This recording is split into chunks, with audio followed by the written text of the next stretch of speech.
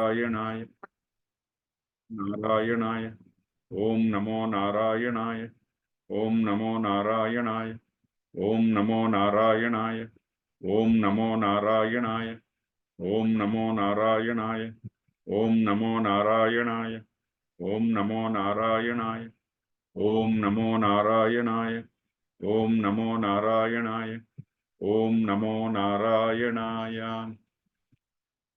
श्री राम जय राम जय जय राम, श्री राम जय राम जय जय राम, श्री राम जय राम जय जय राम, श्री राम जय राम जय जय राम, श्री राम जय राम जय जय राम, श्री राम जय राम जय जय राम, श्री राम जय राम जय जय राम, श्री राम जय राम जय जय राम, श्री राम जय राम जय जय राम, श्री राम जय राम जय जय राम, श्री राम जय राम जय जय राम।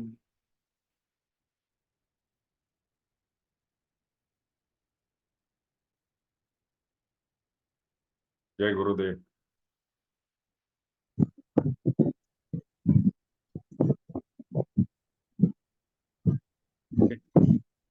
तो అందరికీ ఈరోజు పతంజలి యోగ సూత్ర జ్ఞాన చర్చకి స్వాగతం।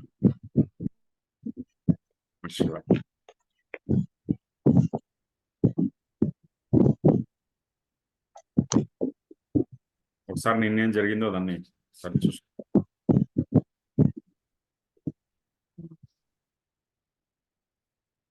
तो యమ నియమాసన ప్రాణ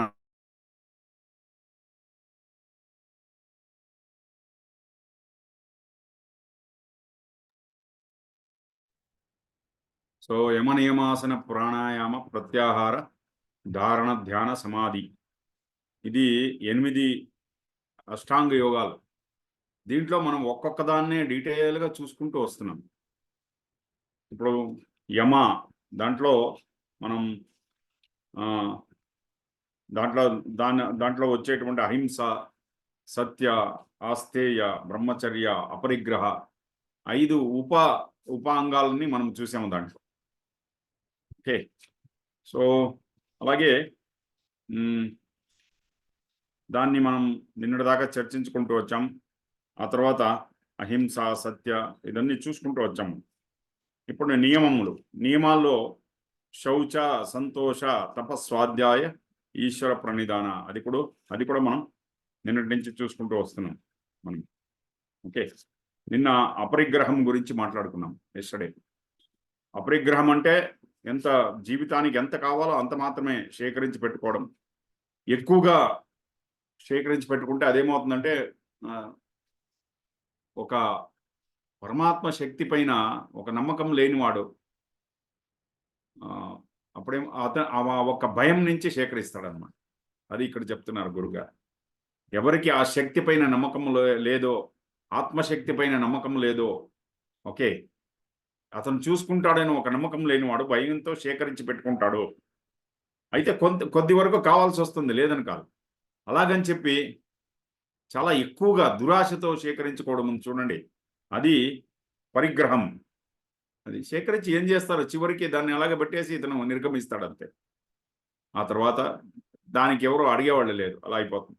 అందుకే అపరిగ్రహం అనేది చాలా ఇంపార్టెంట్ ఈ ఒక దీంట్లో। నెక్స్ట్ వచ్చి మనం చూసింది శౌచం। అపరిగ్రహం వచ్చి యమంలో చివరి ఒక ఉపాంగం అది అన్నమాట। ఇప్పుడు శౌచం వచ్చి నియమములో చూస్తున్నాం। శౌచాన్ని పాటించాలి మనము, అంతఃశౌచము, బాహ్య శౌచము 2 పాటించాలి।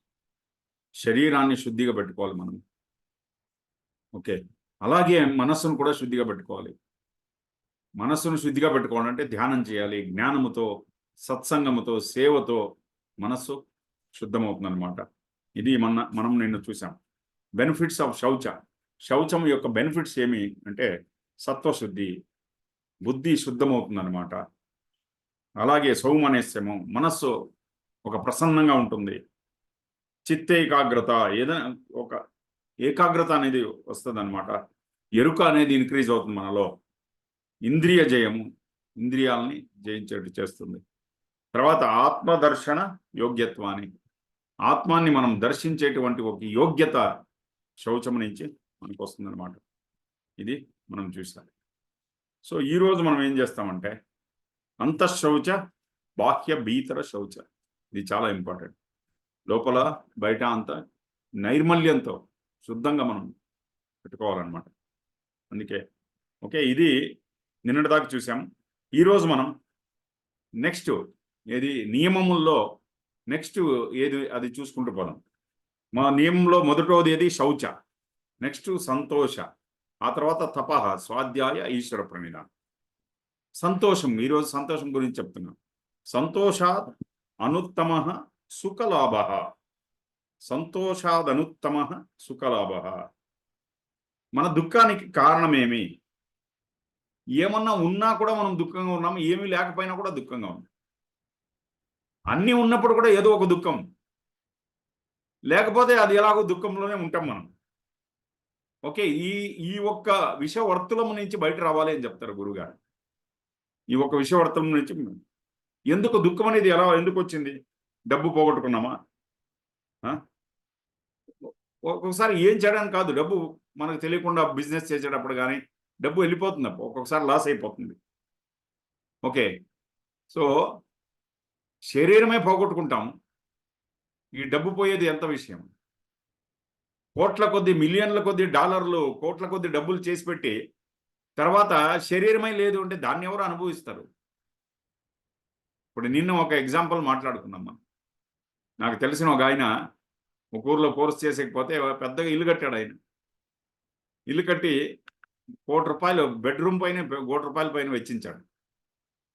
ఆ గృహప్రవేశమైన ఒక వారానికి లేదు, ఆయన చనిపోయాడు హార్ట్ అటాక్ అయ్యి.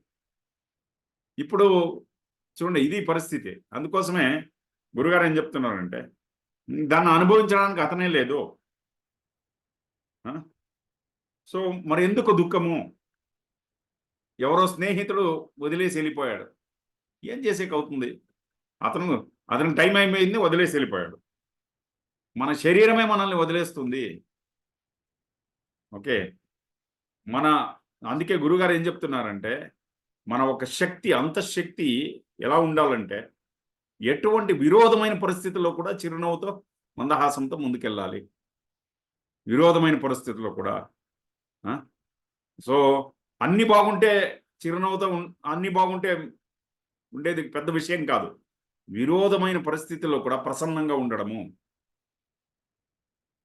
ఈ ప్రపంచమంతా, మా గురుగారు ఏం చెప్తారు, ప్రపంచమంతా మునిగిపోయినా పర్లేదు, నీ మందహాసం ముందర, నీ ప్రసన్నత ముందర అది పెద్ద విషయం కాదు. ఇది ఎప్పుడు దీన్ని నేర్చుకుంటావో అప్పుడు నీ లోపల సంతోషం అనేది పుట్టుకొస్తుంది. ఇది చాలా ఇంపార్టెంట్, గురుగారు చెప్తున్నారు. ఏది సంతోషం అంటే? సంతోషం అంటే ఏమి? తృప్తిగా ఉండడం, ఏది ఉందో దాంతో తృప్తిగా ఉండడము, సంతోషంగా ఉండడం. ఇది ఒక మనస్థితి, యాటిట్యూడ్ అంటారు గురుగారు. ఎప్పుడు మనల్ని మనం ఎలా ఫీడ్ చేసుకున్నామంటే, మనల్ని మనం ప్రోగ్రామ్ ఎలా చేసుకున్నామంటే దుఃఖంగా ఉండడం. అన్ని బాగున్నా కూడా మొహం పొడుగ్గా పెట్టుకోవడం, ఏదో దుఃఖంలో ఉన్నట్టు ఉండడం, ఏదో గొణుగుతూ ఉండడం. మంచి అద్భుతమైన పరిస్థితులు ఉన్నా కూడా మన చుట్టూ దుఃఖంలో ఉండడం, ఇలా ఫీడ్ అయిపోయింది మనకు. ఇలా ఉంటే ప్రపంచంలో ఏ శక్తి కూడా మనకు ఒక సంతోషాన్ని ఇవ్వదు. గురుగారు చెప్పారు, సంతోషంగా ఉన్నప్పుడు ఏం జరుగుతుంది మన లోపల ఒకసారి గమనించండి. మొహం ఒక వికసితంగా ఉంటుంది, మొహంలో ఉన్న కండరాలన్నీ రిలాక్స్ అవుతుంది, అలాగే తలంతా రిలాక్స్ అవుతుంది, తలలో ఉన్న నరమండలం అంతా వికసితం అవుతుంది. ఓకే, సో దాంట్లో ఉన్న ఆ గంటలు అంటారు దాన్ని, ముడివే దాంట్లో అవన్నీ ఓపెన్ అవుతుంది అన్నమాట. ఇది గురుగారు చెప్తున్నారు, చాలా చాలా ఇంపార్టెంట్ ఇది. ఆ తర్వాత సంతోషంగా ఉన్నప్పుడు చూడండి, చాలా రిలాక్స్గా ఉంటాం మనము, ఒక స్వాతంత్రాన్ని అనుభవిస్తాం అన్నమాట సంతోషంగా ఉన్నప్పుడు. అందుకే సంతోషంగా ఉండడాన్ని అలవాటుగా చేసుకోవాలి, ప్రాక్టీస్గా చేసుకోవాలి, అభ్యాసంగా చేసుకోండి అని చెప్తున్నారు. ఇది మనమే చేసుకోవాలి. ఇది వేరే ఎవరో బయట నుంచి వచ్చి మనకు, వన్ హ్యాస్ టు ప్రాక్టీస్. ఇది మనముగా సంతోషాన్ని అలవాటు చేసుకోవాలి. అందుకే ఒక కథ చెప్తాను. ఇది చాలాసార్లు విని ఉంటాం మనం ఈ స్టోరీ. ఒక 20 సంవత్సరాలు ఒక అబ్బాయి ఆ వయసు ఎలాగంటే అందరిని ఆట పట్టించాడు. మోస్ట్లీ ఇది సెకండ్ టైం చెప్తున్నా పతంజలి యోగ సూత్రంలో. ఫస్ట్ టైం ఆల్రెడీ చెప్పి ఉంటాను. సెకండ్ టైం ఎందుకు జ్ఞాపకం వచ్చిందంటే, అతను ఇలా నడుచుకుని అందరినీ కెలుకుతూ పోతూ ఉంటాడు వాడు. ఆ వయసు అలాంటిది. అక్కడ చెట్టు కింద ఒక అవధూత కూర్చుంటే ఆయన పోయి గెలికాడు. ఏమంటే, నువ్వు ఎప్పుడు ఇలా సంతోషంగా ఎలా ఉంటావు? ఆయన ఇలా చూసి అర్థమైపోయింది, వీడెందుకు అడుగుతున్నాడు ఈ క్వశ్చన్ అని. ఆయన ఏం చేశాడంటే, ఓకే, నా సంతోషం గురించి వదిలేయి, నెక్స్ట్ వీక్ ఈరోజు ఆదివారం, వచ్చే ఆదివారం నువ్వు చనిపోతావని చెప్తాడు. అప్పుడు ఇతను ఏం చేస్తాడంటే, ఓరు దేవుడో, నేను ఈయన గెలికేకొస్తే ఈయన నన్నే గెలికేశాడు అని అతను ఏం చేశాడంటే, ఇంకో 1 వీక్లో చచ్చిపోతానని చెప్పి ఇంటికి వచ్చేస్తాడు. ఇంటికి వచ్చి ఒక రోజంతా అలా మొహమంతా ఒక రకంగా పెట్టుకుని కూర్చుంటాడు. తర్వాత లేచి కూర్చుంటాడు. ఎలాగో 1 వీక్లో చనిపోతాను కదా, సో లెట్స్ సెలబ్రేట్. ప్రతి ఒక్క నిమిషాన్ని, అప్పటిదాకా వాళ్ళమ్మ వండి పెట్టేటువంటి ఆహారాన్ని అంత దీక్షగా తినేవాడు కాదు. ఒక్కొక్క ముద్దని ఆస్వాదిస్తూ తిన్నాడు. అలాగే బయటెళ్ళి స్నేహితులందరినీ పలకరించాడు. ఎవరెవరితో గొడవ పడ్డాడో వాళ్ళందరితో మాట్లాడించాడు. అందరితో సంతోషంగా ఉంటూ అలా 1 వీక్ గడిపేశాడు. ప్రతి నిమిషము, ప్రతి క్షణము జీవించాడు సంతోషంగా. ఆ తర్వాత ఇంటికొచ్చి శనివారం రాత్రి అయింది. ఆ రోజు రాత్రి ఓ చాప వేసుకుని, దిండు పెట్టుకుని, తల దగ్గర ఓ దీపం కూడా పెట్టుకున్నాడు. దీపం పెట్టుకుని పడుకునేసాడు. ఇంకెట్లున్నా చచ్చిపోతాం కదా, తల దగ్గర దీపం పెట్టుకుని పడుకున్నాడు. పొద్దున్నే 7 గంటలు అయింది. అతను ఇంకా ఎవరో వచ్చి తలుపు కొట్టారు. తలుపు కొడితే ఇతను ఏం చేశాడంటే తలుపు తీశాడు. తీస్తే ఆయన స్వామి నిలుచుకున్నాడు అవధూత. ఇతనేమనుకున్నాడు, నేను చచ్చిపోయాను, ఈయన కూడా చచ్చిపోయాడు, ఈయన కూడా వచ్చేసాడు నేనున్న స్థలానికి అనుకున్నాడు. ఏం స్వామి మీరు కూడా వచ్చేసారా అన్నాడు. అప్పుడు ఆయన చెప్పాడు, నువ్వు చనిపోలేదని. మరి ఇదేమిది, మీరు చెప్పారు కదా ఒక వారం రోజుల్లో నువ్వు చనిపోతావని. చెప్పాను ఊరికే, రా కూర్చోని పక్కలో కూర్చొని పెట్టుకుని, ఈ ఒక వారం రోజులు ఎలా ఉన్నావు నువ్వు, నీ జీవితం, the quality of your life ఎలా ఉండింది? స్వామి ఈ ఒక్క వారం మీరు ఏమన్నా చెప్పండి, ప్రతి క్షణము జీవించాను చాలా సంతోషంగా. ఎలాగూ 1 వీక్లో వెళ్ళిపోతాం కదా, ఎవరో దగ్గర గొడవ పడ్డాను, వాళ్ళకంతా సారీ చెప్పాను, స్నేహితులందరినీ మాట్లాడుకొచ్చాను, అందరితోనూ సంతోషంగా ఉండొచ్చానండి. అప్పుడు ఆయన చెప్పాడు, నీకు తెలుసు కదా, నువ్వు అడిగావు కదా నన్ను, మీరెందుకు ఇంత సంతోషంగా ఉన్నారని.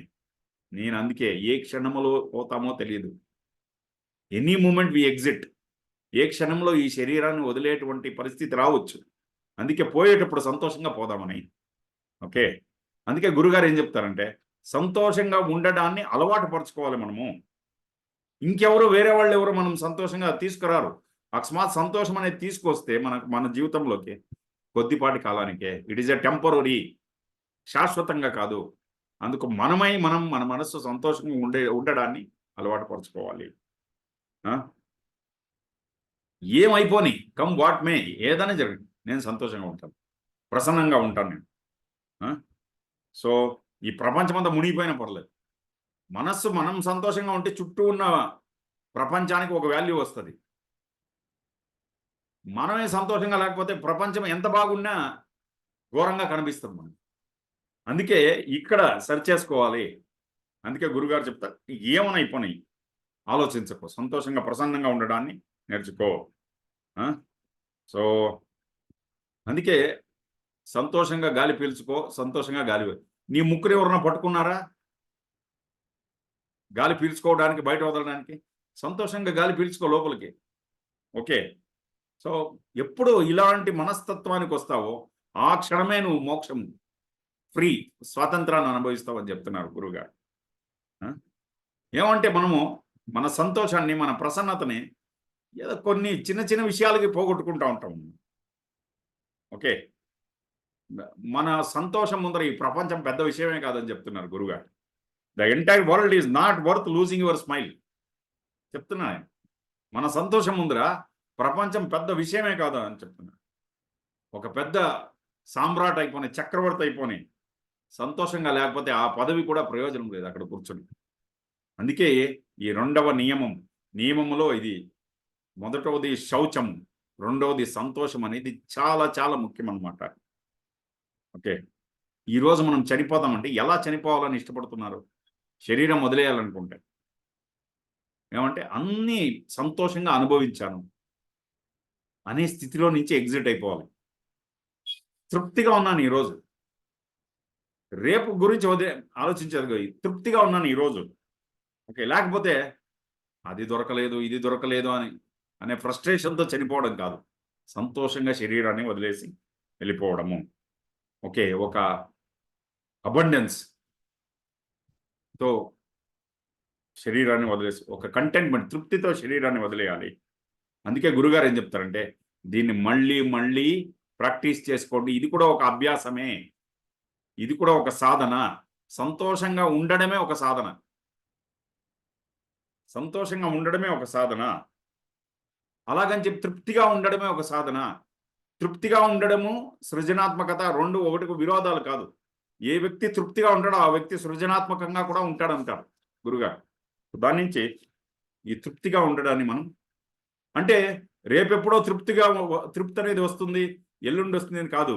ఏ రోజుకి ఆ రోజు తృప్తి అనేది సాధించాలి. ఈరోజు బాగా తిన్నామా? తృప్తిగా తిన్నాం. ఈరోజు బాగా నిద్రపోయామా? తృప్తిగా నిద్రపోయాం. ఈరోజు అందరితో చిరునవ్వుతో మాట్లాడామా? తృప్తిగా ఉన్నాం అందరితో. తృప్తిగా ఉన్నప్పుడు సంతోషం అనేది మన జీవితంలో వస్తుంది. ఏ రోజుకి ఆ రోజు తృప్తి అనేది సాధించుకుంటూ పోవాలి. ఎప్పుడో ఇంకా 70 సంవత్సరాలప్పుడు నేను తృప్తిగా ఉంటానంటే ఓం నమః శివాయ కుదరదు. అది గురుగారు. Day to day. ఓకే. ప్రతి ఒక్క స్టెప్‌లో కూడా కంటెంట్‌మెంట్‌ని అనుభవిస్తూ పోవాలి. తృప్తిని అనుభవిస్తూ పోవాలి. ఇది సంతోషం గురించి చెప్పాను. ఆ తర్వాత తపస్సు గురించి చెప్తాను. తపస్సు గురించి వింటున్నారు కదా? Are you all with me? Yeah! ఓం నమః శివాయ. యాహ్! కాయేంద్రియ సిద్ధిః అశుద్ధి క్షయాత్ తపసః. కాయేంద్రియ సిద్ధిః అశుద్ధి క్షయాత్ తపసః. ఏమి కాయేంద్రియ సిద్ధి అంటే ఇప్పుడు తపస్సు మనల్ని ఎటువైపు తీసుకెళ్తుంది? చాలామంది జైన మునులు ఉంటారు. జైన సన్యాసులు. వాళ్ళని చాలా అప్రిషియేట్ చేయాలంటారు గురుగారు. ఎలాగంటే ఎంత ఎండాకాలం అయిపోని, చలికాలం అయిపోని ఉత్త కాళ్ళల్లో నడుచుకుంటూ పోతాం. మీరు ఒక్కొక్కసారి మనం చాలా లాంగ్ డ్రైవ్ వెళ్ళినప్పుడు చూడొచ్చు. రోడ్ సైడ్‌లో వాళ్ళలో కొంతమంది లేడీస్ కూడా పాపం వాళ్ళు శ్వేతాంబరం అంటే తెల్ల కలరు బట్టలేసుకొని మొహానికి ఇట్లా ఒక మాస్క్ లాగా కట్టుకొని ఉత్త కాళ్ళల్లో నడుచుకుంటూ వస్తుంటారు. అలాగే కొంతమంది ఏమీ ఉండదు ఒంటి పైన. ఓకే. దిగంబరాస్ అంటారు వాళ్ళు. వాళ్ళు నడుచుకుంటూ వస్తున్నారు. ఈవెన్ కార్ ఎక్కడానికి కూడా వాళ్ళకి అవకాశం లేదక్కడ. సో దీని నుంచి ఏమవుతుంది? ఇది ఇది ఒక తపస్సు. అయితే దీని నుంచి మోక్షం దొరుకుతుంది అని అనుకోకండి. గురుగారు అదే చెప్తున్నారు. ఇది మోక్షానికి తీసుకెళ్లదు. అయితే ఆ! వ ఇంద్రియాలు బలిష్టమవుతాయి. శరీరం బలిష్టమవుతుంది. కాయేంద్రియ సిద్ధి. కాయ అంటే శరీరము. ఇంద్రియాలు ఇది 2 బలిష్టమవుతుంది. ఓకే. అందుకోసమే తపస్సు అనేది జీవితంలో చాలా చాలా ముఖ్యం. తపస్సు మన శరీరాన్ని గట్టిగా చేస్తుంది. మనస్సుని గట్టిగా చేస్తుంది. తర్వాత బలిష్టంగా చేస్తుంది. ఇంద్రియాలను బలిష్టంగా చేస్తుంది. శరీరంలో ఉండే కల్మషాలన్నీ అశుద్ధి క్షయాత్. శరీరంలో ఉండే కల్మషాలన్నీ పోతుంది. ఓకే. ఇది అయితే గురుగారు చెప్తున్నారు. శరీరాన్ని ఇలా చేసేదాని నుంచి మోక్షం వస్తుందని మాత్రం అనుకోకండి. మోక్షం వస్తుందని కాదు. దానికి ధ్యానమే కావాలి. ధ్యానము, సమాధి చేయాలన్నమాట. సో తపస్సు అనేది ఎందుకంటే శరీరంలో ఉన్న శరీరాన్ని శుద్ధి వైపు తీసుకువెళ్తుంది. ప్యూరిటీ వైపు తీసుకెళ్తుంది. అలాగే మన ఇంద్రియాలను కూడా ప్యూరిటీ వైపు తీసుకువెళ్తుంది అని చెప్తున్నారు. తర్వాత స్వాధ్యాయము. స్వాధ్యాయాత్ ఇష్టదేవత సంప్రయోగ. స్వాధ్యాయం గురించి మనం విన్నాం ఇంతకు ముందు. అయినా ఇంకొకసారి గురుగారు చెప్తున్నారు. స్వాధ్యాయాత్ ఇష్టదేవత సంప్రయోగ. మనల్ని మనం గమనించుకోవడము. ధ్యానం. మనల్ని మనం చూసుకోవడం. కళ్ళు తెరిచి కూడా చేయొచ్చు. మన శరీరాన్ని చూసుకోవడము, మన శ్వాసను చూసుకోవడము, మనసులో ఏం జరుగుతుందో దాన్ని చూసుకోవడం. ఈ ప్రపంచాన్నంతా ఒక దృశ్యంగా చూడడం. ఇవన్నీ. ఓకే. సో ఎప్పుడు ఇది చేస్తామో శరీరం ఖాళీగా అయిపోతుంది. మనస్సు ఖాళీగా అయిపోతుంది. ఎప్పుడు ఖాళీగా అయిపోతుందో అప్పుడు మనం ఒక ఛానల్‌గా తయారవుతాం. ఒక మాధ్యమంగా తయారవుతాం. అప్పుడు ఆ విశ్వశక్తి మనలో ప్రవహించడానికి ఒక అవకాశాన్ని ఇస్తాం. ఆ దైవ శక్తుల్ని మనము అనుభవించవచ్చు. అది ఎక్స్‌పీరియన్స్ చేయవచ్చు. ఎప్పుడు మా స్వాధ్యాయం ద్వారా మనల్ని మనం అబ్జర్వ్ చేసుకునే దానివల్ల మనం ఒక ఛానల్ అయిపోతాము, ఒక మాధ్యమంగా. దాన్ని తెలుగులో కరెక్ట్గా ఉందా మాధ్యమం అనేది? మీడియం. ఒక మాధ్యమంగా మారుతాము. మనలో ఆ దివ్య శక్తి, దైవీ శక్తి అనేది ప్రవహిస్తుంది. మనము ఆ దైవ శక్తి ఒక భాగంగా మారిపోతాము. దాన్ని అనుభవిస్తామన్నమాట, మనం ఎక్స్పీరియన్స్ చేస్తాము. ఈ దేవతలు, ఈ దైవ శక్తిని రకరకాలుగా ఉండేది. ఆ చైతన్యాన్ని మనం అనుభవిస్తూ ఒక వికసన వైపు ప్రయాణిస్తాం మనం. ఇది మనం. అందుకే ఇష్టదేవత సంప్రయోగ అంటే మనం ఏం చేస్తాం, మన లోపల ఉన్న సూక్ష్మ దేవతా శక్తులు ఓకే మనకు ఎక్స్పీరియన్స్ అవుతుంది. ఒక రూపముగా కానీ, ఒక ఒక ప్రకాశంగా కానీ, లేకపోతే ఒక ప్రకంపన, ఒక వైబ్రేషన్గా కానీ మనకి ఎక్స్పీరియన్స్ అవుతుంది. ఇది మనకి ఇక్కడ ఎలా ఎక్స్పీరియన్స్, ఒక్కొక్కసారి చూడండి, కొన్ని పూజల్లో కూర్చున్నప్పుడు, ధ్యానంలో కూర్చున్నప్పుడు, తపస్సులో కూర్చున్నప్పుడు కొన్ని వైబ్రేషన్స్ మనం ఎక్స్పీరియన్స్ చేస్తాం కదా, అనుభవించాం కదా, ఇవన్నీ మనం ఎక్స్పీరియన్స్ చేసాం. ఓకే. సో ఎప్పుడైనా పెద్ద పెద్ద హోమాలు జరుగుతాయి, యజ్ఞాలు జరుగుతుంటాయి. ఇప్పుడు సపోజ్ మనం ఆశ్రమంలో నవరాత్రి టైంలో ఆ యజ్ఞాలు జరిగేటప్పుడు మనం ధ్యానంలో కూర్చుంటే ఆ ఒక వైబ్రేషన్ అనేది మనము ఆ మంత్రముల యొక్క శక్తి నుంచి ఆ వైబ్రేషన్ మనం ఎక్స్పీరియన్స్ చేస్తాం అనమాట. ఇది ఇష్టదేవత సంప్రయోగ అంటారు. యజ్ఞాల్లో భాగవహించడం, దీన్ని ఇది ఇది కూడా ఒక రకమైన స్వాధ్యాయం. ఎక్కడ యజ్ఞములు జరుగుతూ ఉంటుందో అక్కడ వెళ్ళి ఒక మూలలో కూర్చుని కాసేపు ధ్యానం చేయడం, ఆ మంత్రశక్తుల్ని మనలో మనం కూడా ఒక మీడియంగా అక్కడ కూర్చోవడం, ఇది చాలా చాలా ముఖ్యం. దీన్ని కుహన అంటారు. తెలుగులో కుహన అంటే వేరే ఏదో అర్థం ఉండొచ్చు కదా, అయితే సంస్కృతంలో దీన్ని కుహన అంటారు. ఓకే. కుహన అంటే ఏమి అంటే స్పందన. కుహన అంటే స్పందన. తెలుగులో మీనింగ్ కోవర్ట్ అనే దానికి కుహన అనే పదాన్ని ఉపయోగిస్తారు. కరెక్టా సురేష్ గారు? కదా, అది ఇది సంస్కృత కుహన. ఇది కుహన అంటే ఏమి, స్పందన. మనలో ఒక స్పందన కలుగుతుంది. విజ్ఞాన భైరవంలో దీని కుహన అనే దాని గురించి చెప్పారు. ఇది మనల్ని జ్ఞానోదం, ఆత్మ సాక్షాత్కారం వైపు తీసుకెళ్తుంది అని చెప్తున్నారు గురుగారు. యజ్ఞములలో పాల్గొనడము, ఈ మంత్రాలను వినిపించుకుంటూ ధ్యానములో కూర్చోవడము. ఓకే. ఇది మన శక్తిని ఊర్ధ్వముఖంగా తీసుకెళ్తుంది, అప్లిఫ్ట్ చేస్తుంది. అప్పుడు మనము ఈ సూక్ష్మమైన దైవ శక్తుల్ని మనలో మనం అనుభవిస్తామన్నమాట. ఇది స్వాధ్యాయం యొక్క ఇంపార్టెన్స్. ఆ తర్వాత సమాధి.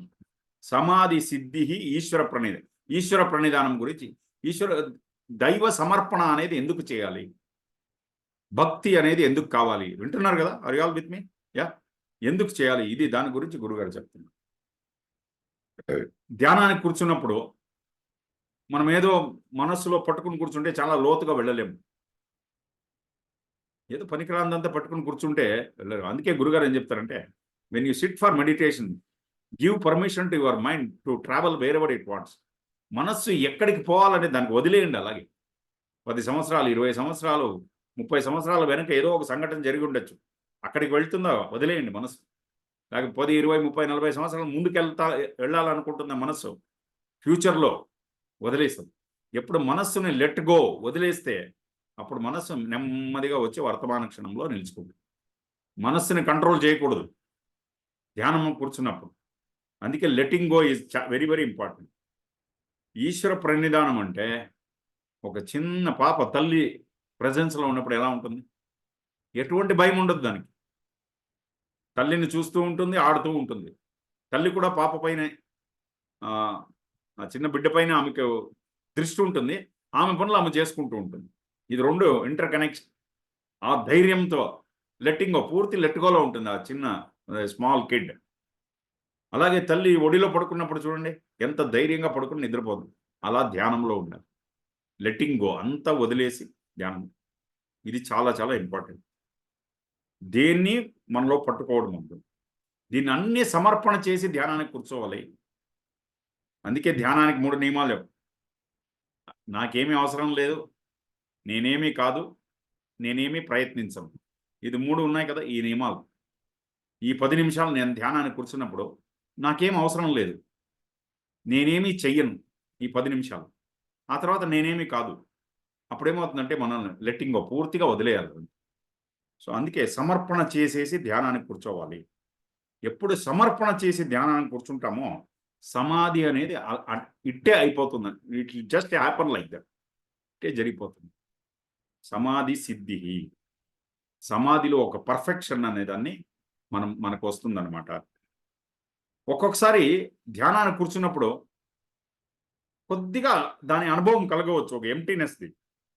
కొద్దిగా శాంతమైన ఒక స్థితిని అనుభవించవచ్చు. అయితే అది చాలా సేపు అలాగే ఉండాలి అనిపిస్తే ఆ పర్ఫెక్షన్ అది సమాధిలోనే జరుగుతుంది. అందుకే పరమాత్ముడికి సమర్పణ, ఈశ్వర ప్రణిధానం అనేది చాలా చాలా ముఖ్యం. ఈ దేవుణ్ణి నమ్మరు కొంతమంది. ఈ నిరీశ్వరవాది అంటారు వాళ్ళని. లేకపోతే నాస్తికులు అంటారు. ఓకే. వాళ్ళు కూడా కొద్దిగా కళ్ళు మూసుకొని కూర్చుంటే సమాధి కలగవచ్చు. మనస్సు ఖాళీగా అనిపించొచ్చు. ఓకే. మనస్సు ఖాళీ కావాలంటే దేన్ని నమ్మనవసరం లేదు. ఓకే. దేనిపైన ఒక నమ్మకం ఉండాలని లేదు. అది పర్లేదు. ఓకే. కొద్దిసేపు అలా ఖాళీగా అనిపించొచ్చు. అది సమాధి యొక్క ప్రారంభం మాత్రమే. అయితే ఆ సమాధిని సాధించాలంటే, పర్ఫెక్షన్ సాధించాలంటే ఈశ్వర ప్రణిధానము చాలా చాలా ఇంపార్టెంట్. సమర్పణ. కొద్దిగా దాని అనుభవం కలుగుతుంది. అంతటితో ఆగిపోదు. చాలా దీర్ఘకాలమైన సమాధి అనుభవం కలగాలంటే దానికి మనం ఏం చేయాలి? ఈశ్వర ప్రణిధానం అంటే సమర్పణాభావంతో కూర్చోవాలి. మనల్ని మనము ఆ పరమాత్మునికి సమర్పణ చేసుకోవాలి. ఇది చాలా చాలా ముఖ్యము. అందుకే ఈశ్వర ప్రణిధానం గురించి చెప్తున్నారు. సమాధి సిద్ధి ఈశ్వర ప్రణిధాన. చూడండి ఇక్కడ మనం ఇది చూసి ఇది ఇంతకుముందు విన్నాం కదా. లోపల ఉండేది ద్రష్ట, ఎదుట ఉండేది దృశ్యం. అర్థమవుతుంది కదా. ఇది మనం చూస్తున్నాం ప్రతిరోజు. లోపల బయట ఉండేది ఒక విషయము, లోపల ఉండేది దాన్ని చూస్తున్నది. సబ్జెక్ట్ అండ్ ఆబ్జెక్ట్, ఇది రెండు. ఇది థియరీ ఆఫ్ రిలేటివిటీ అంటారు. ఓకే. సో దీన్ని తెలుసుకోవాలంటే ఈ యమనియమాలు చాలా అవసరము. అర్థమవుతుంది కదా. సో అందుకే యమనియమాల నుంచి ఇది వచ్చేటువంటి లాభాలు ఇవి.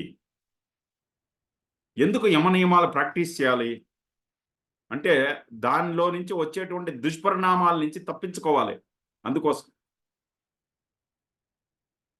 యమనియమాలు ప్రాక్టీస్ చేయకపోతే దాని నుంచి చాలా దుష్పరిణామాలు ఉంది. అందుకే గురుగారు ఏం చెప్తారంటే, మీకు దుఃఖం కావాలంటే దీన్ని ప్రాక్టీస్ చేయకండి. You want misery in life, then don't practice. So మీకు దుఃఖంలో ఉండడానికి మీ హక్కు ఉంది. You have all the right to be miserable. దుఃఖంలో ఉండడానికి మీకు హక్కు అనేది ఉంది. మీకు వద్దనుకుంటే ప్రాక్టీస్ చేయకండి.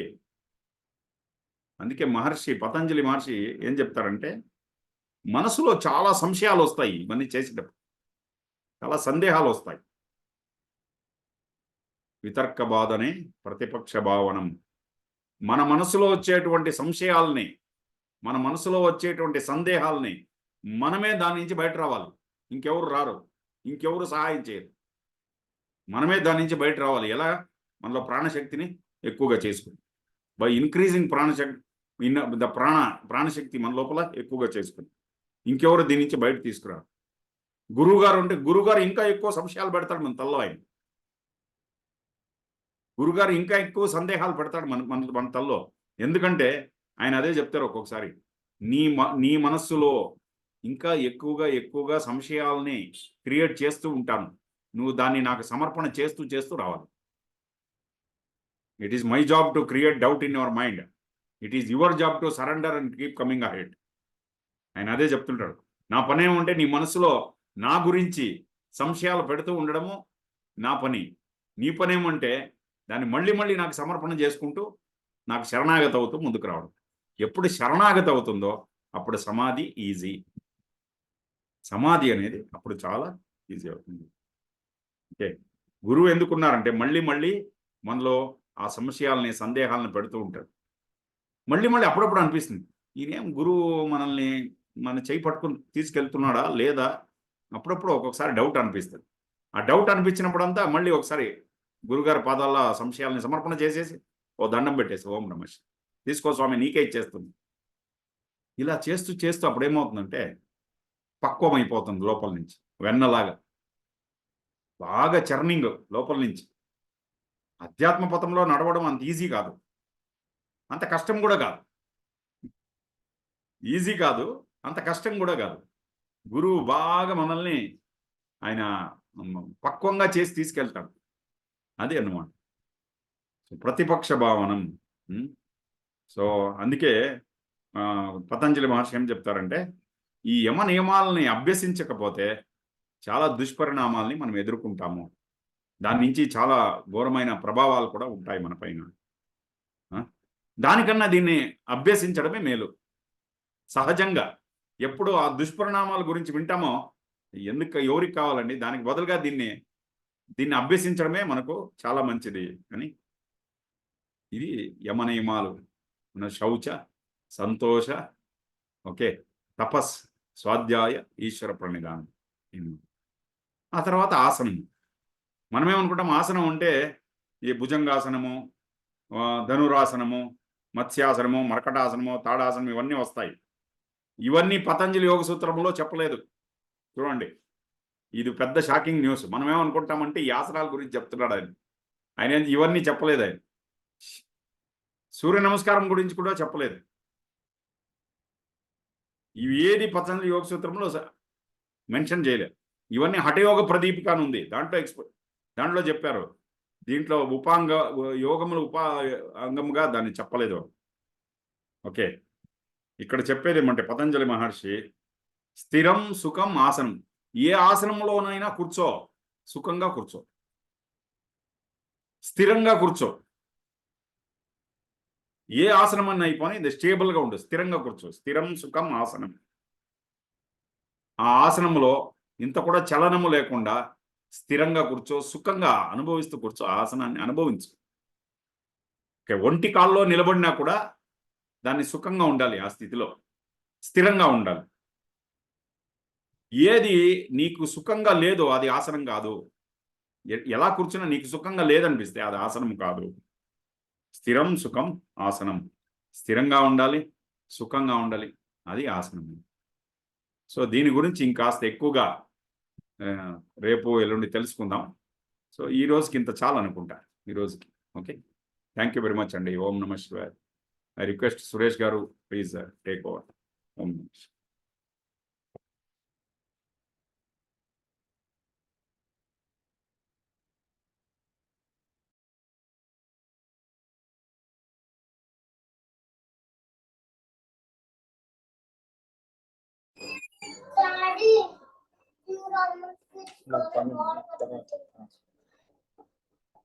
జై గురుదేవ్ అండి, very nice. So as usual గా రోజు లాగానే చాలా అద్భుతమైన పాయింట్లు వచ్చాయి ఈ రోజు కూడా. కొంచెం లోతులో రోజు రోజుకి వెళ్తున్నాయి. చిన్న ఆశ్చర్యకరమైనది ఏంటంటే సేకరించడం అనేది భయంతో చేస్తాం అనేది పాయింట్ చాలా అద్భుతంగా వచ్చింది ఈరోజు. అపరిగ్రహం పాయింట్ లో ఎందుకని చాలా మంది వెల్త్ ని లేకపోతే వస్తువుల్ని లేకపోతే అవసరమైన దానికంటే ఎక్కువ సేకరించుకుంటారంటే అంతర్లీనంగా ఏదో భవిష్యత్తులో భయం ఉండబట్టే అది వస్తుంది అనేది వచ్చింది ఈ పాయింట్. అలా కాకుండా భయం ఉండడం వల్ల వస్తుంది, అలానే భగవంతుడి పైన నమ్మకం లేకపోతే వస్తుంది. ఇది రెవల్యూషనరీ పాయింట్.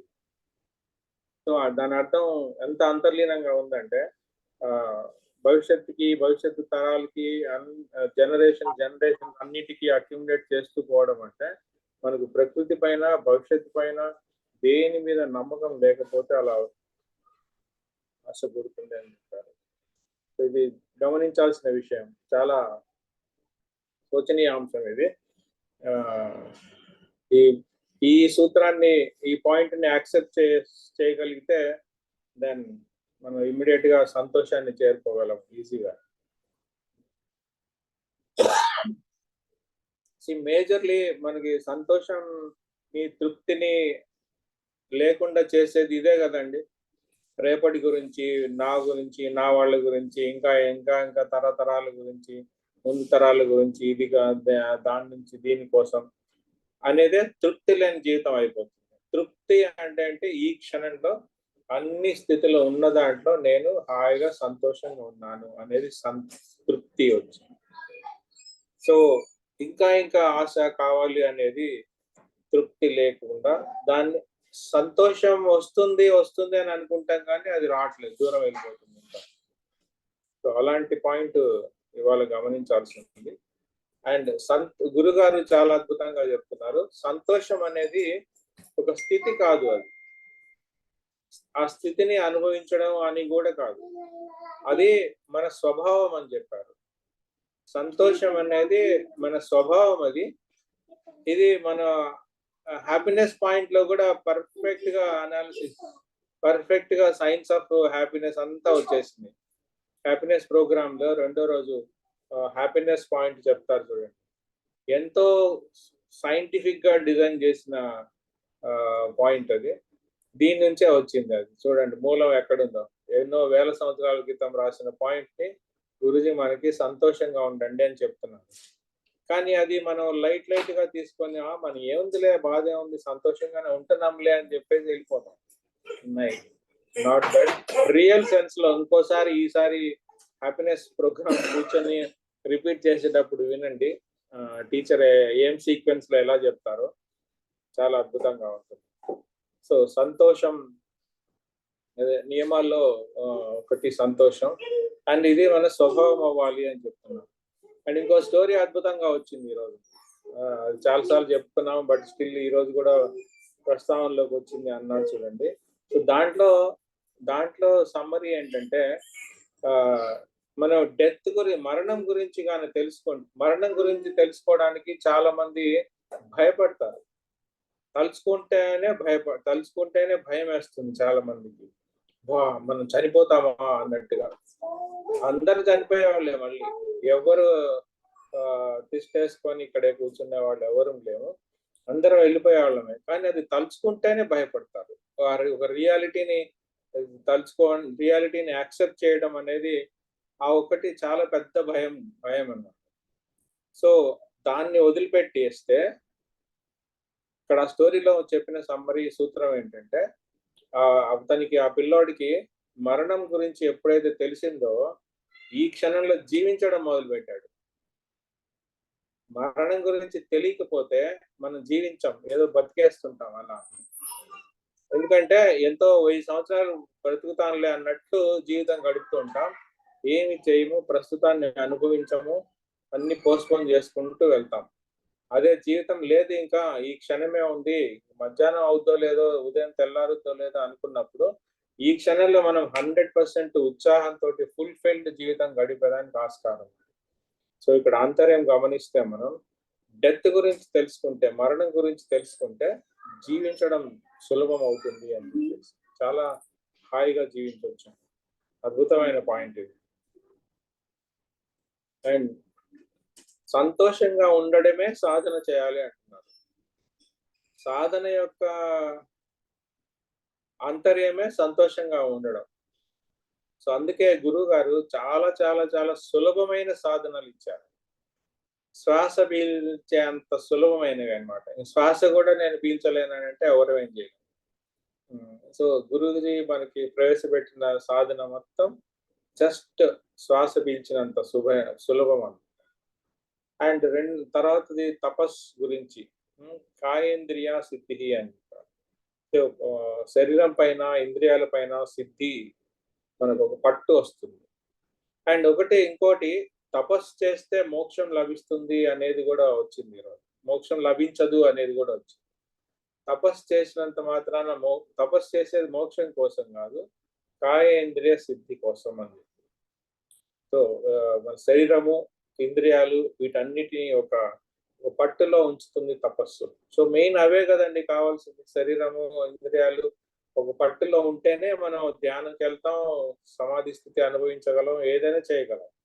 సో అందుకని తపస్సు ముఖ్యం అన్నమాట. తపస్సు చేసి చేసుకుంటూ వెళ్ళిపోవడం కాకుండా మళ్ళీ నెక్స్ట్ పాయింట్ స్వాధ్యాయం అని చెప్పారు. సో అలాంటి గమనించాలి మనం ఏం చేస్తున్నామో, ఆ, ఎలా అనుభవిస్తున్నామో అని గమనించుకుంటూ ముందుకెళ్తాం. ఆ, స్వాధ్యాయం చేస్తే మనకి ఇష్ట దేవతని, ఇష్ట దైవాన్ని అనుభవించవచ్చు అంట, అనుభవంలోకి తీసుకురావచ్చు. సో మనం బయటికి ఎక్కడికో ప్రయాణం చేసి ఇష్ట దైవాల్ని అనుభవించడం అనేది జరగదు. స్వాధ్యయనం, మనల్ని మనం అధ్యయనం చేసుకుంటే దైవాన్ని అనుభవించవచ్చు అని చెప్పారు. అండ్ తర్వాత ఈశ్వర ప్రణిధానం అని చెప్పారు. ఈశ్వర ప్రణిధానం చేస్తే మనకి సమాధి లభిస్తుంది.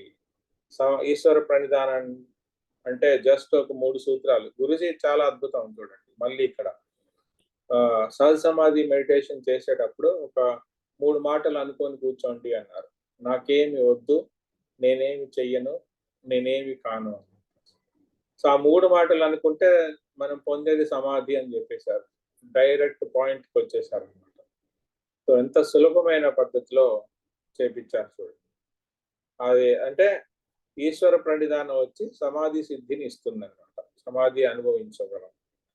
అండ్ నాస్తికత్వంని చాలా మంది నెగిటివ్ అని అనుకుంటారు. ఒక్కోసారి నాస్తికత్వంలో కూడా పర్లేదు, ఉంటే పర్లేదు, కానీ సమర్పణ అనేది కావాలి.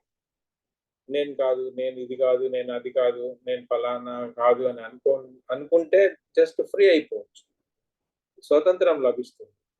అండ్ గురువులు మనకి సమస్యలు ఇస్తారు, సమస్యలు వచ్చేదానికి చూస్తుంటారు, అవకాశాలు ఇస్తారు. ఎందుకంటే సమర్పిస్తావా లేదా టెస్ట్ చేయడానికి అంటారు.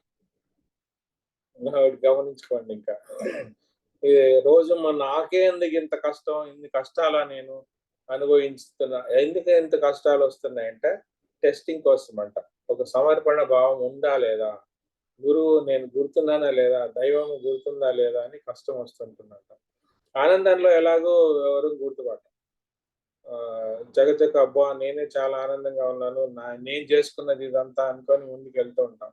అందుకని అట్లీస్ట్ కొంచెం కష్టం ఇస్తేనన్నా భగవంతుడిని, గురువుని తలుచుకుంటారు, సమర్పణ చేసేదానికి అవకాశం లభిస్తుంది. నాదేం లేదు, నేనేం చేయలేను, నాదేం కాదు అనిపిస్తుంది. అండ్ అది సులభం కాదు, అట్లని కష్టం కూడా కాదు. సమర్పించడం అనేది అంత సులభమేం కాదు, కానీ అంత కష్టం కూడా ఏం కాదు. చూడండి ఎంత మధ్యలో మార్గాలు ఇవన్నీ. అండ్ మనం ఈ యమ నియమాలు పాటించడం వల్ల దుష్పరిణామం నుంచి బయటపడొచ్చు అని చెప్పారు. చాలా అద్భుతమైన విషయాలు. అండ్ ఇంకోటి ఒక చిన్న టింజ్ ఇచ్చి వదిలిపెట్టేశారు. ఆసనాలు అంటే యమ నియమ ఆసన అనగానే ఆసనాలు విన్యాసాల్లోకి వెళ్ళిపోతాం చాలా మంది. మనసంతా కూడా ఈ ఆసనం ఆ ఆసనం, ఈ పోస్చర్ ఆ పోస్చర్ అని చెప్పి ఒకటే ఒక సూత్రం చెప్పారు, స్థిరం సుఖం ఆసనం. నువ్వు స్థిరంగా ఉండేది, సుఖంగా ఉండేదే నీ ఆసనం. అది ధ్యానానికి కూర్చున్నా, మామూలుగా రోజువారీ జీవితంలో మనం పని చేసుకోవడంలో కూర్చున్నా, నించున్నా, ఏం చేసినా కూడా స్థిరంగా సుఖంగా ఉన్నామా లేదా అనేది చూసుకుంటే అది ఆసనం అవుతుంది. సో దీని గురించి ఇంకా వివరాలు రేపు చెప్తా అన్నారు. సో రేపటి గురించి వెయిట్ చేద్దాం. గుడ్ అండి. ఈరోజు సమ్మరీ ఇది. ఆల్రెడీ రమణ గారు చెయ్యెత్తున్నారు. అంటే ఏ ఆసనం చేసినా దాంట్లో స్థిరం సుఖం 2 ఉండాలి. ఏ ఆసనం అన్నా చేయండి, జస్ట్ స్టేబుల్ గా ఉండండి, దాన్ని ఎంజాయ్ చేయండి ఆ ఆసనాన్ని, అంతే చెప్తున్నారు. ఆసనాల గురించి డీటెయిల్ ఎక్స్ప్లెనేషన్ ఇవ్వట్లేదు ఆయన, బట్ స్థిరం సుఖం ఆసనం అంతే, ఒక లైన్ లో దాన్ని చెప్పేశాడు ఆయన పతంజలి మహర్షి. ఎస్ అండి. రమణ రావు గారు. జై గురుదేవ్ సార్. జై గురుదేవ్. ఇప్పుడు ఆస్తికులు భగవంతుడిని నమ్ముతారు, భగవంతుడిని పూజిస్తారు, సమర్పణ చేస్తారు, ఈశ్వరుడు అనేది సో మోక్షం పొందుతారు. అదే నాస్తికులు వాళ్ళు భగవంతుడిని పూజించరు, పైగా భగవంతుడు లేడని చెప్తారు. వీళ్ళ థాట్స్ ఉంటాయి ఒకటి. రెండో క్వశ్చన్ ఏంటంటే వీళ్ళు సమర్పణ భావం అనేది వీళ్ళు అసలు చేస్తారా, చేయడానికి పాసిబిలిటీ ఉందా, వీళ్ళకి మోక్షం ఎట్లా కలుగుతుంది, థర్డ్ పాయింట్. ఈ 3 ఓకే. ఇది నాస్తికుడికి మోక్షం ఎలా కలుగుతుంది? చాలా అద్భుతమైన ఒక క్వశ్చన్ ఇది. ఒకటేమంటే నాస్తికుడే దేవుణ్ణి ఎక్కువగా తెలుసుకుంటూ ఉంటాడు. ఎలాగా? దేవుణ్ణి నెగెక్ట్ చేసే దాంట్లోనే ఎక్కువ టైం స్పెండ్ చేస్తాడు అతను. అవును. ఆస్తికుడు రోజులో ఒక్కసారో 2 సార్లు దేవుడు ముందర నిలుచుకుని స్వామి నన్ను కాపాడని దండం పెట్టుకుని వెళ్ళిపోతాడు. నాస్తికుడు అలా కాదు. ప్రతి ఒక్కరిని వెతుక్కుంటూ పోయి వాళ్ళ దగ్గర కూర్చుని ఒక 1/2 అవర్ 1 అవర్ దేవుని గురించి అతను లేడు లేడు లేడు లేడు అని చెప్పుకుంటూ అతని గురించి ఎక్కువగా తెలుసుకుంటూ ఉంటాడు. ఇప్పుడు హిరణ్యకశిపుడు అలాగే చేశాడు కదా. ఎక్కడున్నాడు నీ హరి ఎక్కడున్నాడు అంతా ఎప్పుడూ మహావిష్ణువు గురించే తెలుసుకోవడం. ఇంకోటి చాలామంది కొంతమంది నాస్తికులు దేవుణ్ణి కొంతమంది కలిసాం. వాళ్ళు ఏం చెప్తారంటే గురుగారు ఏం చెప్తారంటే వాళ్ళని ఓకే కొంతమంది గురుగారు దగ్గర వచ్చారు. I don't believe in God అని. గురూజీ wonderful. Do you believe in yourself? Do you believe in yourself? నీలో నీకు నమ్మకం ఉందా? దెన్ దట్ ఈస్ ఎనఫ్ అంటే దాన్ని ఇంకొకటి గురువుగారు ఏం చెప్తున్నారంటే యువర్ సెల్ఫ్ అనేది ఉంది చూడండి, శుద్ధ చైతన్యము అదే దేవుడు కదా, లోపల పెట్టుకుని కూర్చున్నాడు వాడు. దానిలో నమ్మకం ఉంటే ఇంకా దానిపై విశాలమైన చైతన్యం దాంట్లో నమ్మకం ఉన్నట్టే కదా. సో నాకు నా పైన నమ్మకం ఉంది, నేను దేవుడిని నమ్మను అని చాలా మంది చెప్తారు. అయితే వాడికి తెలియదు దేవుడు అనే పదార్థం, దేవుడు అనే దాని గురించి తెలియదు అతనికి. తెలిస్తే నా పైన కూడా నాకు నమ్మకం లేదు అని ఎవడో అనడు. నా పైన నాకు నమ్మకం ఉంది అంటే that is the pure self, లోపల ఉండేది అదే కదా, అదే తత్వం ఉంది. అందుకోసమే ఏదో ఒక నాలుక దురద అలా మాట్లాడుకుంటే వెళ్ళిపోతారు వాళ్ళు. ఎవరో ఒకరు వాళ్ళని కాస్త వాళ్ళని ఇన్స్పైర్ చేసి ఉంటారు. బట్ చూడండి ఈ నాస్తికులు 40-45 సంవత్సరాలు అయిన తర్వాత మెల్లగా దేవుడి వైపు రావడం మొదలెడతారు. నేను కొంతమంది కమ్యూనిస్టులను చూశాను. అతను 50 సంవత్సరాలు అతను చాలా స్టేట్ పాలిట్ బ్యూరోలో ఉన్నాడు అతను. వాళ్ళ ఇంటికి వెళ్ళేవాడిని నేను. వాళ్ళ ఇంటికి వెళ్తే ఆయన ఇంటి దగ్గర ఒక ఆంజనేయ స్వామి ఆలయం ఉంది. ఆ ఆంజనేయ స్వామి ఆలయం దగ్గర కుక్కని వాకింగ్ తీసుకెళ్లేవాడు. ఆ ఆంజనేయ స్వామి ఆలయం దగ్గర వచ్చేటప్పుడు ఒక క్షణం ఆగి ఇట్లా దండం పెట్టుకుని వచ్చేవాడు. ఒకరోజు నేను చూసేసాను ఆయన. ఏం సార్ ఇది, మీరు దేవుణ్ణి నమ్మరు కదా, కుక్కను వాకింగ్ తీసుకొని వచ్చేటప్పుడు ఆంజనేయ స్వామి ఆలయంతో దండం పెట్టుకుని ఉంటే ఏం చేసేది శాస్త్రి, చిన్నప్పటి నుంచి అలవాటు అయిపోయింది. చిన్నప్పటి నుంచి అలవాటు నాకు. సో ఇది ఏదో కొద్ది రోజులు జరిగేని రోజులు ఒక సిద్ధాంతం, ఎప్పుడు జరగదో అప్పుడు సిద్ధాంతం మారిపోతుంది అనమాట. ఓం నమః శివాయ. వీళ్ళకి లిబరేషన్ మోక్షం అనేది వస్తుందంటారా నాస్తికులకి? తెలుసుకుంటే ఎప్పుడు దాని గురించే తెలుసుకుంటూ ఉంటే అటువైపు మూవ్ అవుతాడు కదా. తెలవకుండా వెళ్ళిపోతున్నారు. తెలియకుండా వితౌట్ ఇగ్నోరెన్స్ లా కూడా యూ విల్ జస్ట్ లిబరేట్ అయిపోతారు. Ignorance is also a bliss. Of course. ఓం నమః శివాయ. ఎస్ అండి. జై గురుదేవ్. వినయ్ గారు మీరు మ్యూట్ లో ఉన్నారు.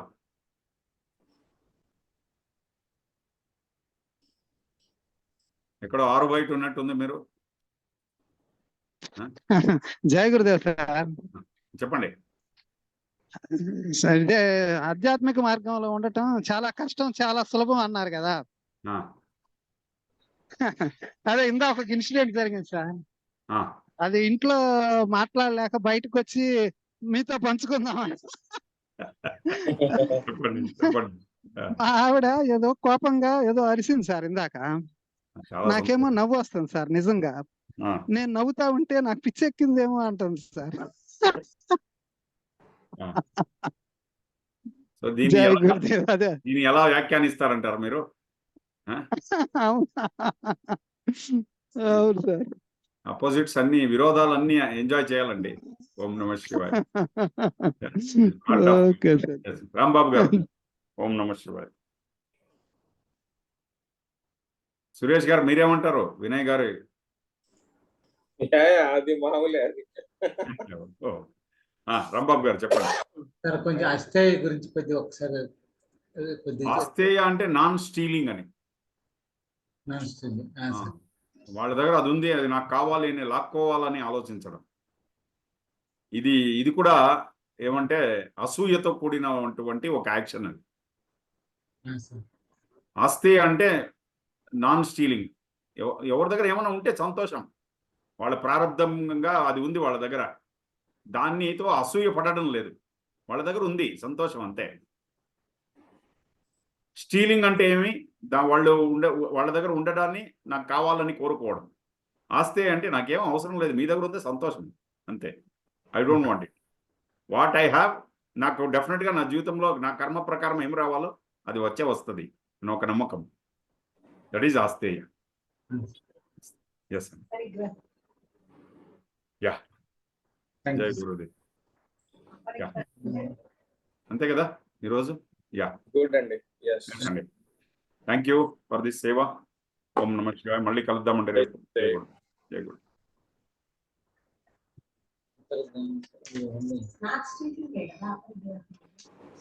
అంటే